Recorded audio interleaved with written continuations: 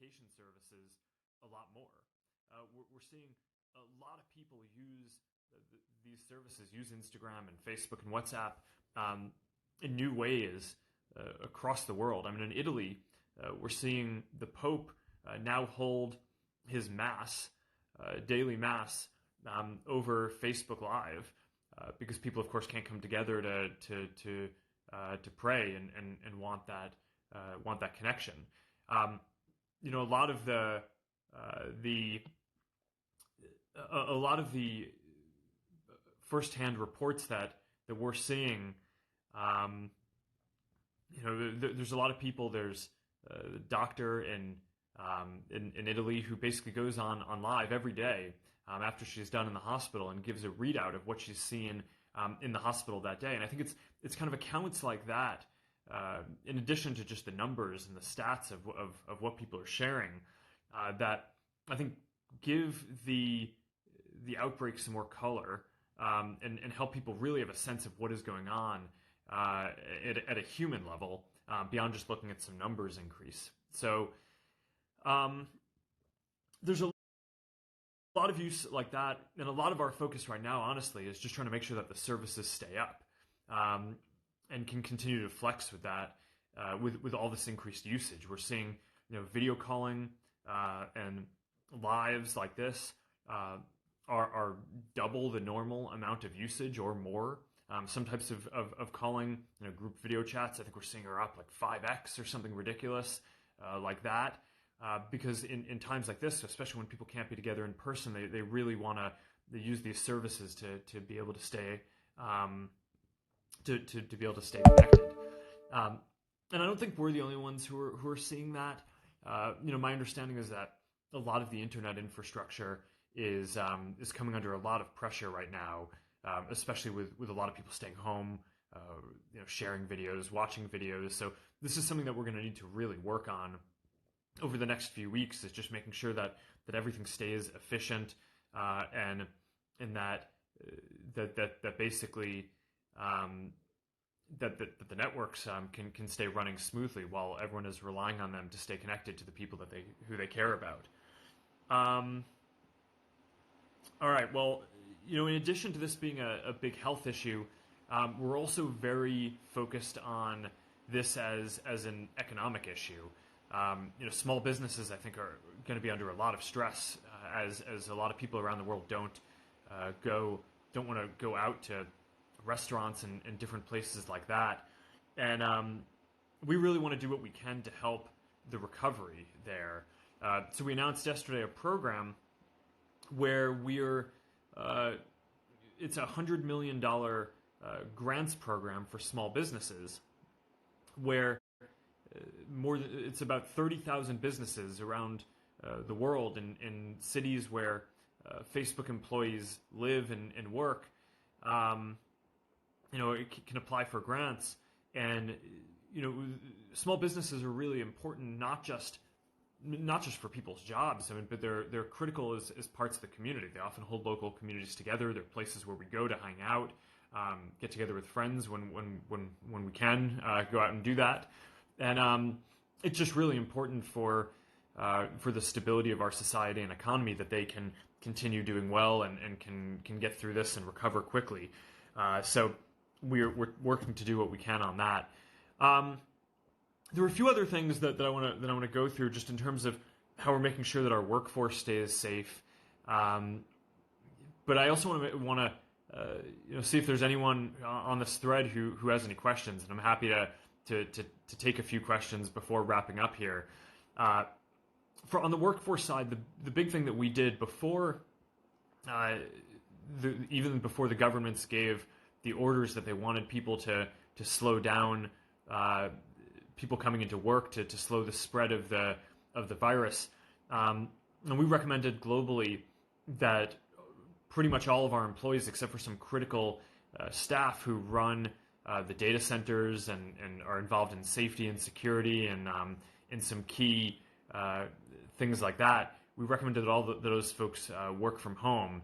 And it's really important. I want to give a plug for this, which is that especially across the U.S., across all places in Western Europe, I think the official guidance from governments at this point is that that you should stay home, and basically this is really important to stop and to slow the spread of the coronavirus, because the bad outcome here for public health is if a lot of people get this at once, and the hospital system gets overrun, and that ends up leading to much worse health outcomes, both for people who are in there who are sick with coronavirus, but also people who are in for other sicknesses or normal things that they would have gone to the hospital for. So it's we really need to make sure that we're doing everything that we can to slow the spread and reduce the peak of the hospital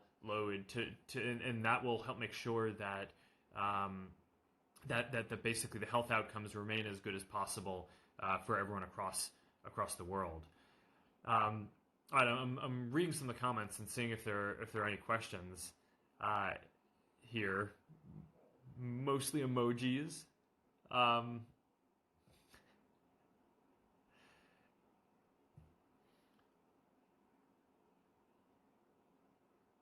All right, can you tell us a bit more about the small business support plan? As a small business, we heavily use Facebook and Instagram, so we're happy to hear that there may be something for small businesses like us. Yeah, so we announced this plan. It's a $100 million program to give grants to small businesses around the world, and especially in cities that our employees live and work. And the idea is just to fund help with the recovery, right? So part of it is grants that you can use for whatever is useful for your business. Part of it is tools in order to be able to use the internet and our tools to be able to attract and reach new customers and speak to the customers that you already have to make sure that that you can keep on growing even if there's an economic downturn. And so I posted about this yesterday on Facebook, and the link is in the post that I put there. But if you want to apply for the program, we're going to basically be funding 30,000 small businesses in a number of cities around the world. So it sounds like if you're running a small business, then you're the type of folks who we have in mind for this, and we want to make sure that we can do our part to support small businesses and growing and kind of staying this base of support for the economy in our local communities. All right, what else is going on?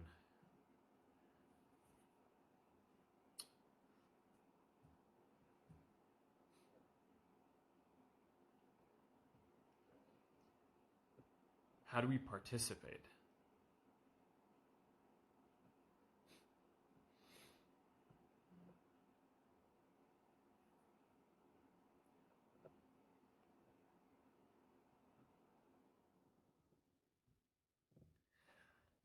All right, Joshua, what constitutes a small business? I don't, off the top of my head, know the exact criteria, but it'll be on that website with the link that I talked about before on my Facebook page. I mean, I think if I think unless you're running like a large enterprise, I mean, you're probably in the range that that we're talking about from this. I mean, we're not just talking about little shops that only have a couple of people. I mean, you can have a business that might have 50 employees or 100 employees and still be a small business. So so check out that link and apply if you think it's something that could be useful for you. All right, let's see. What is the latest research on COVID? So I guess one thing that I didn't talk about before, I was mostly talking about the Facebook response, but we're working on this a bunch through our family's philanthropy, the Chan Zuckerberg initiative too, that I do with my wife Priscilla, and so we have somewhat of a lens into the health system and science there, because a lot of the Chan Zuckerberg's initiative's work is on science, with this emphasis on, it's a long-term project, but the goal is to help scientists cure, prevent, or be able to just manage all diseases by the end of the century. It's ambitious, but I do think that science is making a lot of progress, and it is possible over the next many decades. So what we see here, we're doing a number of things. One is we're working a lot on just increasing the testing capacity for coronavirus, especially here in the Bay Area around our home. We're 4xing the capacity of the local hospital at UCSF. It's a great hospital and university, and they're doing great work to make sure that they can increase the capacity of testing, and that's obviously an important part of the response here. Another part of what we do is, we have this project that we call the Human Cell Atlas, and the idea is it's kind of like, when you study chemistry, like the first thing that you learn is the periodic table of elements. That's kind of the roadmap of all the different pieces and the different types of elements and how the different states they can be in, how they interact with each other. And we don't have anything like that in biology yet. Right? We don't have a periodic table of elements for all the different types of cells in your body and the different states they can be in. So that's what this project, the Human Cell Atlas, is trying to do. And part of that is there's a subpart, the Lung Atlas, which basically a bunch of scientists who we work with are putting together this inventory of all the different cell types in the lung and the different states that they can be in. And we make sure that all this research is published openly, right? So that way any scientist can read it. And it's published on this preprint program server called bioRxiv. So that way, while it's getting reviewed by the scientific community, you can just put it out there and people can check it out. And a bunch of researchers have looked at basically some of this data on the different cell types in the lung and how different other drugs have reacted with them in the past, and now have a bunch of different ideas for possible therapeutics that could help reduce some of the symptoms of coronavirus. And if that's possible, then a lot of the long-term damage or fatality that we're seeing comes from reaction in the lungs. And if there's a way to reduce the symptoms there, and the severity of that would just be a very big deal. Now, none of this is going to be ready like today, or even in the coming weeks or months. But if it's possible to take existing compounds that have been approved for helping to fight other types of diseases, so they've already been certified as safe for people to take, and if we find that they can be effective here to address coronavirus, then that could be a pretty big step forward and something that we're pretty excited about exploring and trying to enable scientists to do at CZI.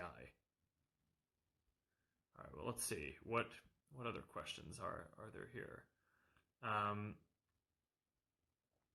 All right, so there's a bunch of questions about misinformation and what we're doing to basically to prevent misinformation from spreading. And here, a big part of what we're doing is we've partnered with the WHO, the World Health Organization, who has given us a list of basically claims that they've debunked as false. Right, so they range from things like, if you have these symptoms, don't worry about getting treated because you're probably fine, even if that might mean that you're sick and you could be saved and recover if you do go seek treatment. We obviously don't want to be discouraging people to get treated if it would help them. And some of the stuff is just kind of trying to convince people of false cures. Some is really ridiculous. I mean, the most ridiculous example I think that I've seen is one saying that if you think you have coronavirus, you can drink bleach and that will cure you, which obviously it will not. And not only will it not, but that's obviously extremely dangerous and something that no one should be doing. So we want to make sure that we take that kind of misinformation down, anything that's going to put people in imminent risk of harm. And we work with the WHO. It's a trusted organization that basically can give us a list of these debunked claims so we can operationalize that and go out and find them and try to take that down.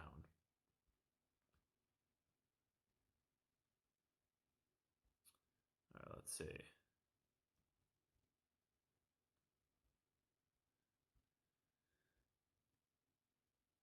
There's a question, are we working on this kind of research too? Well, so the Chan Zuckerberg Initiative at our philanthropy, well, we try to build tools to enable scientists. I kind of feel like the gifts that and kind of talent that I can skills that we can bring to the table are around ability to do software engineering and build things, and of course from the success with Facebook we have a lot of capital.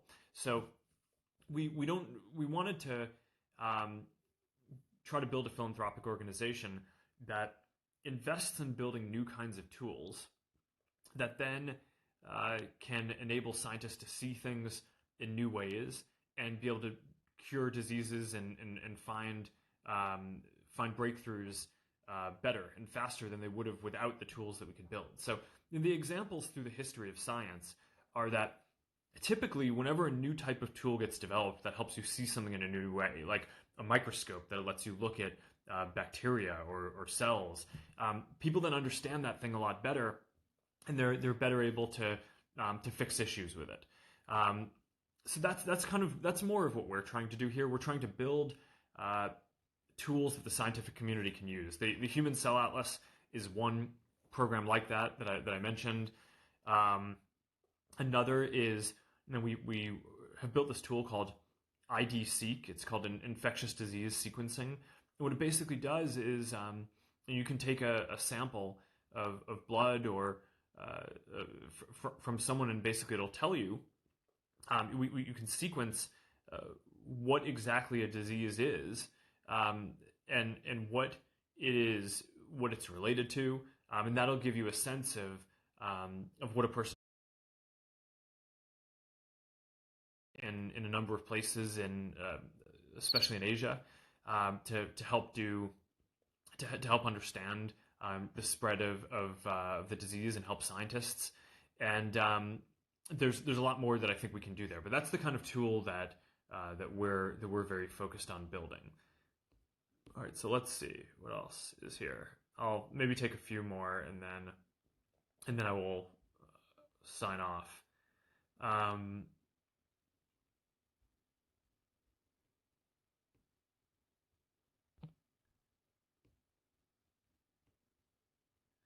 All right, eBay has banned the sale of masks to stop price gouging. Are we going to do that too? We actually do. We have a policy against selling masks through Facebook ads, and it's a relatively new policy because this is a relatively new health crisis. So we're still getting better and better at enforcing it, but that policy is in place, and we're definitely working on that and trying to do that. Let's see.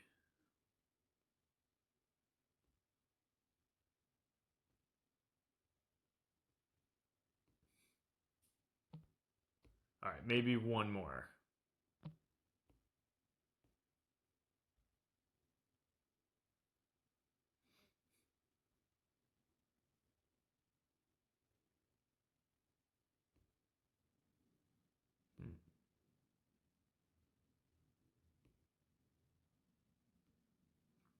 I mean, there's a lot of health questions or public health questions that, frankly, I'm just not the right person to try to opine on them. I mean, people are asking things like when will the pandemic end, and how can I when are we going to be able to go back to work?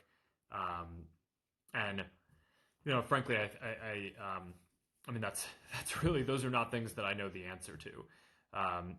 When will the pandemic end? I think fortunately at this point, I think governments across the world are taking it a lot more seriously and taking a lot of good steps, both on the health side and starting as well on the economic side, to try to alleviate some of the pain that's coming from this and reduce the spread. But I guess as one kind of closing thought on this is, I do think to a large degree how this spreads will somewhat depend on how well we all do at respecting the guidance around social distancing and staying at home. I know a lot of people think that that doesn't apply to them or that they're not at risk. But the reality is that we're not just doing this for ourselves. We're doing this because there are other people in our communities who are more vulnerable.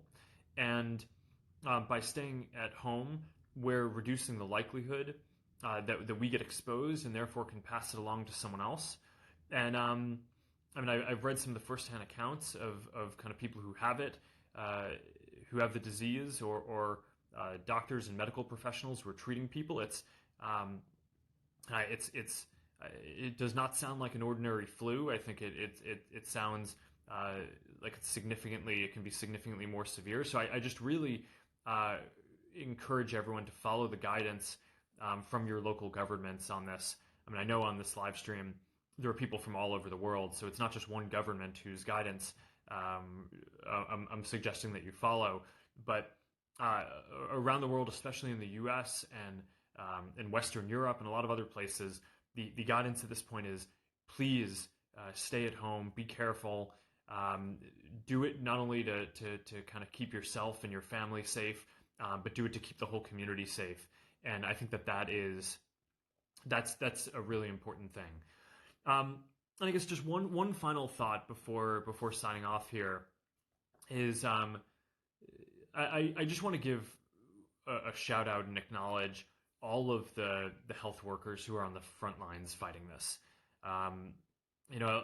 Some of the accounts that I've heard are, it's scary, but you guys are all just doing absolutely heroic work and, putting yourselves often in harm's way in order to do what's necessary to keep your community and the people around you safe. And at the end of the day, I think the efforts that you're all making are going to be a large part of why we will ultimately prevail and slow the spread. So I'm really personally grateful for this, and I can't thank you enough for the work that you're doing. So, all right, well, thank you all for tuning in for this live stream. If it's useful, maybe I'll do it again soon when we have other updates. In the meantime, I encourage you to check out the Coronavirus Information Center that we're launching shortly. It'll have good authoritative information from health sources around the world, and ways for communities to come together and help each other. And other than that, stay safe, and I will see you soon.